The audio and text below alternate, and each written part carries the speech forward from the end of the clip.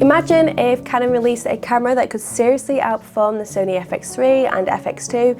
Well, this is the brand new full-frame Canon Cinema EOS C50. It offers 7K video recording, open gate, cinema raw light, a 32 megapixel sensor, up to 40 frames per second continuous shooting, and plenty more. But what you might have noticed is that I didn't say the word IBIS. That's because this camera surprisingly doesn't have in-body image stabilization.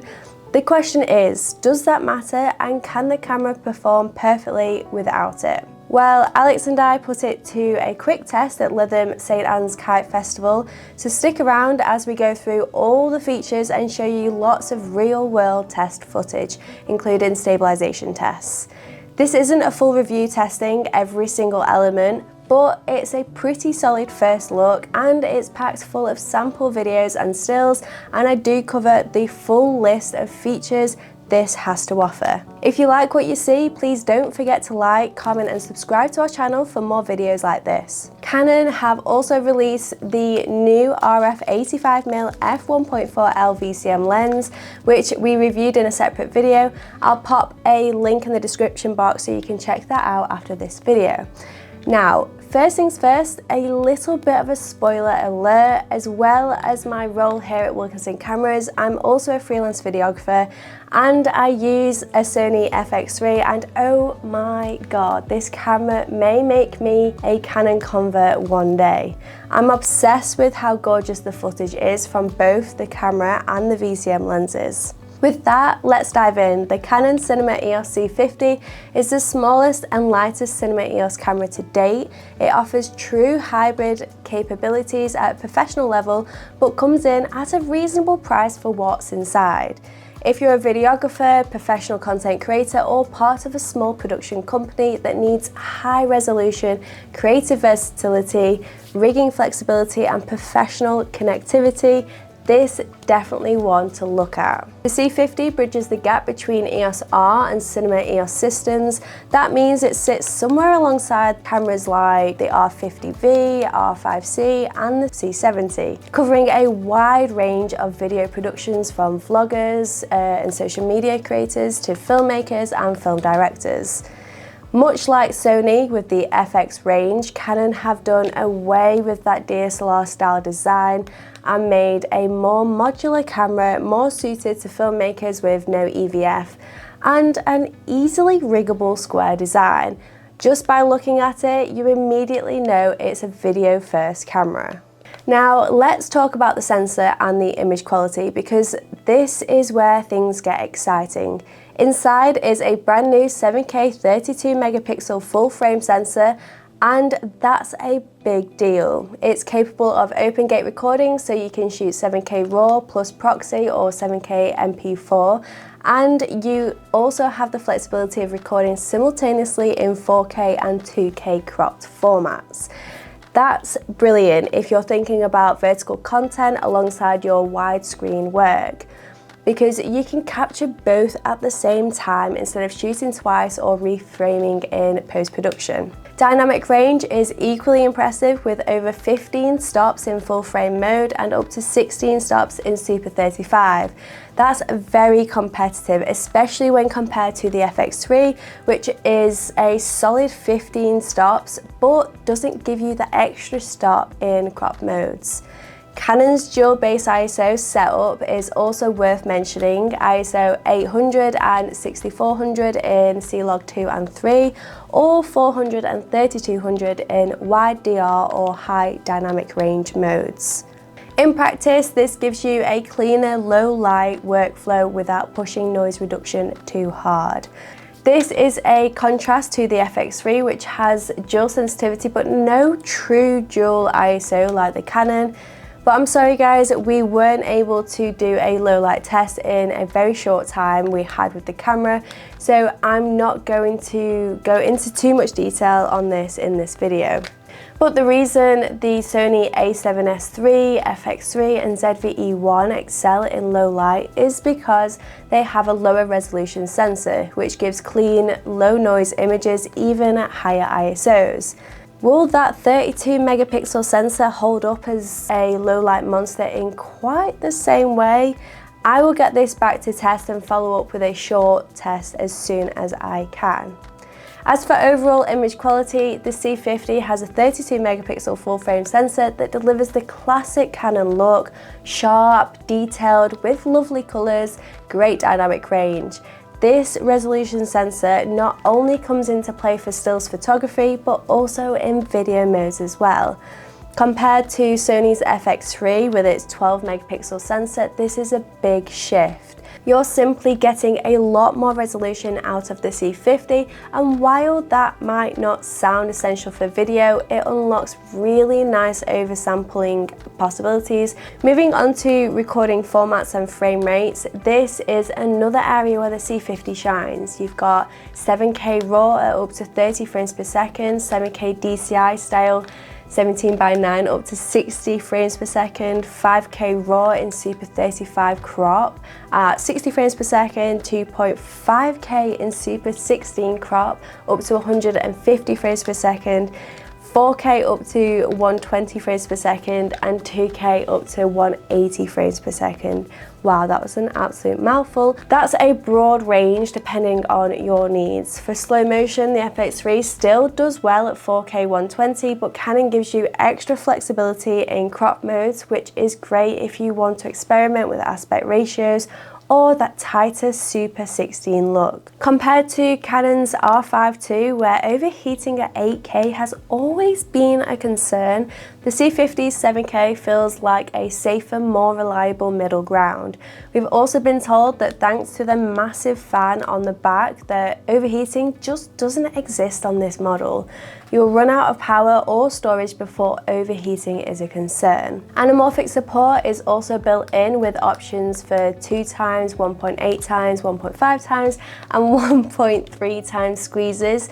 That makes it clear Canon is targeting proper cinema workflows here. For stills, the C50 can shoot up to 40 frames electronic continuous with pre-continuous shooting for fast action. At the festival, it had no trouble keeping up with dogs running on the beach. I must admit, we didn't try the pre-continuous mode. It simply wasn't necessary for what we were shooting, and the AF is really very fast. I used a ProMaster CF Express Type B card, which I'd highly recommend for this camera as it allowed for super fast buffering and speeds. You can also shoot RAW, C-RAW, JPEG and HEIF formats, giving you flexibility depending on file sizes that you need. Now, let's talk about autofocus and AI features. Internally, the C50 is powered by dual pixel CMOS AF2 and EOS ITR AFX, Canon's intelligent tracking and recognition system. Together, these give you the best of both worlds, responsive phase detection autofocus combined with the subject recognition and tracking.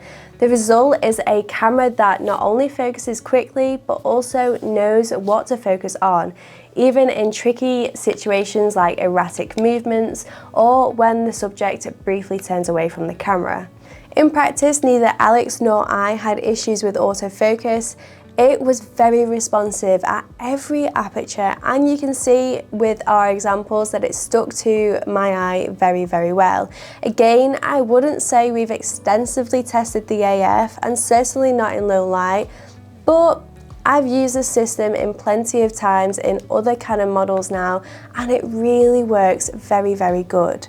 Now, stabilization. When Alex and I first heard about this camera, we thought it sounded almost too good to be true, but then came the catch: no IBIS, just electronic stabilization. As a run and gun shooter, videographer, I rely heavily on stabilization. I use IBIS for handheld work and a gimbal where I can, so hearing this didn't have it made me very skeptical. But I'll admit, part of me wanted to catch this camera out in handheld situations, but honestly, it held up much better than I expected. Most of the day, I shot handheld with and without lenses that had optical IS, and the results were solid. You'll want electronic IS turned on, and pairing it with IS lenses is ideal, but overall it's more than manageable. The footage looks stable, but I want to know what you think.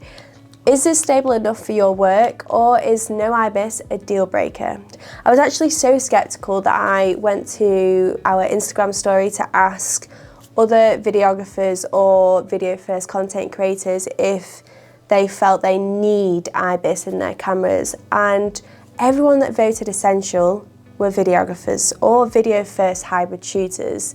The people that didn't, or said that they weren't too bothered, were stills first shooters. So to me, I think there's a lot of us that agree that IBIS should be in video first cameras. Drop your thoughts in the comments. I'd love to hear where you stand on this matter. But what I will say is that both Alex and I were very skeptical about this and really did give Canon some grief over it. But don't knock it until you try it, because the digital IS works and it really does work well. And these samples haven't been altered in post-production, so take from that what you will. Handling and build quality are another strength. The first thing I noticed was how compact and lightweight it was.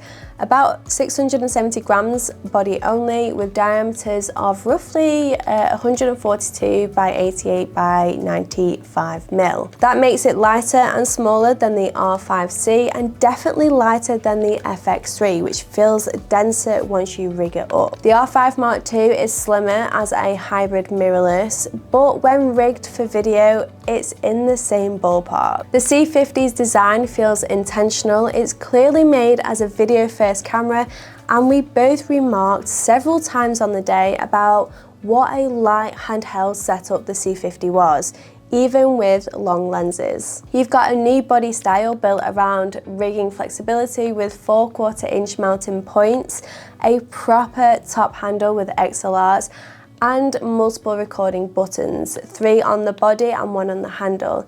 I really liked the design choice, especially with telly lights on both the camera and the handle. It's practical for moving between handheld, tripod and gimbal setups without reaching awkwardly to hit record. The 14 assignable buttons are also great, with around 100 different functions to map. Sony users will be familiar with this flexibility, but here it feels generous, more like a dedicated cinema camera where you can truly tailor your workflow. The dual menu system is another clever touch. You can keep things simple with the basic layout or dive deeper for more complex workflows.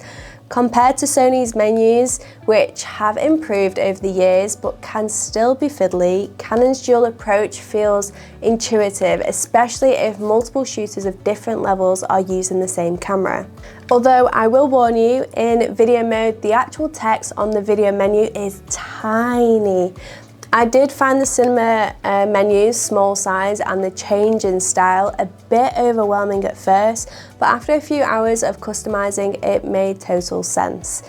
In the hand, it balances nicely with smaller primes like the new 85mm VCM lens and even the RF70-200 f2.8Z lens. The setup felt surprisingly light overall. The grip is fairly deep, slightly deeper than the R5C, which helps with larger lenses. For connectivity, there's timecode, USB-C, mic and headphone jacks, full-size HDMI and remote control. Memory-wise, it supports one CF Express Type B card and one SD. I use the ProMaster CF Express Type B card, which works great for high frame rates and high-resolution video. On the back, you'll find a fully articulating LCD screen for flexible angles. Since this is a video first hybrid, Canon has opted out of a viewfinder, and I think that's absolutely fine. You can't expect a compact camera with serious video power and strong heat management to also have a viewfinder. Sony's FX2 tried that, but for me, it just gets in the way. The C50's setup feels neat and tidy. Audio and connectivity are also strong, Between the XLRs, 4-channel 24-bit audio and UVC support up to 60p in Full HD, you get a lot of versatility straight out of the box. It's similar to the FX3, which only gives you XLRs with the handle, but Canon goes further with features like 4 audio channels and XC protocol support. If you're live streaming or working in broadcast environments, that's a big win. The 21-pin multifunction shoe supports digital mics and optional XLR adapters, allowing direct audio transmission for uncompromised sound quality. It supports 2-channel 24-bit recording, which is standard for professional use. Between that and the 3.5mm jack, internal audio and the XLR handle, you've got a lot of audio options. I briefly mentioned the heat management already, but the C50 is an active cooling system with fans on the side, front and back of the camera. Canon says it's improved over the R5C with redesigned airflow, and it certainly felt effective in use. I didn't experience any overheating even while filming in H.265 4K at 50 and 100 frames per second, and again we have been told there shouldn't be any at all. For batteries, the C50 uses the same LPE6P as the R5 II, which allows high frame rate recording. We had both the newer and older versions, and I noticed the older ones drained much faster.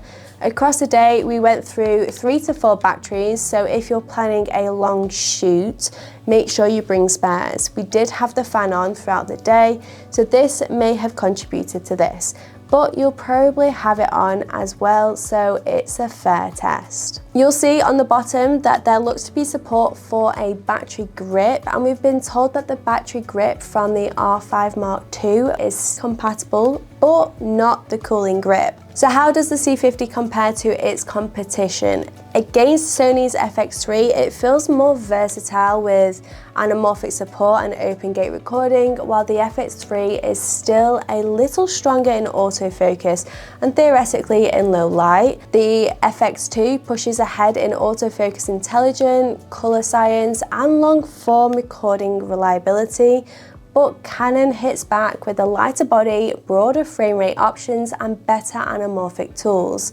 Compared to Canon's R5C, the C50 feels more purpose-built for cinema. The R5 Mark II is a fantastic all-rounder if you need a real stronghold in photography as well as video. But the C50 takes the edge for pro connectivity and recording reliability. There's no overheating headaches here. Then there's the C70, which has built-in ND filters and dual gain output sensor, making it better for larger productions, but it's much bulkier and less flexible for run and gun work, and is a crop sensor too, of course. Price-wise, the Canon Cinema EOS C50 is launching at £3,299 with the XLR top handle. The Sony's FX3 is around £3,579 at the point of shooting this video. That's of course also with the XLR top handle, but it doesn't shoot 7K or open gate recording, and let's be honest, it's also an older model now. It only recently got anamorphic support via firmware, though it does have very good IBIS and very strong autofocus. And that brings me to my final thoughts. Using the C50 in practice, it feels like Canon really thought about filmmakers first. The compact size makes it easier to throw on a gimbal, while the pro audio and versatile recording formats make it robust for bigger jobs. The image out of the new 7K sensor is sharp, detailed, and has plenty of grading latitude, but it does take a capable computer to handle those bigger files. If your setup can manage it, the results are far worth it. Most importantly, it felt reliable during long shooting sessions, no overheating problems at all, which gave me confidence for professional shoots where downtime isn't an option.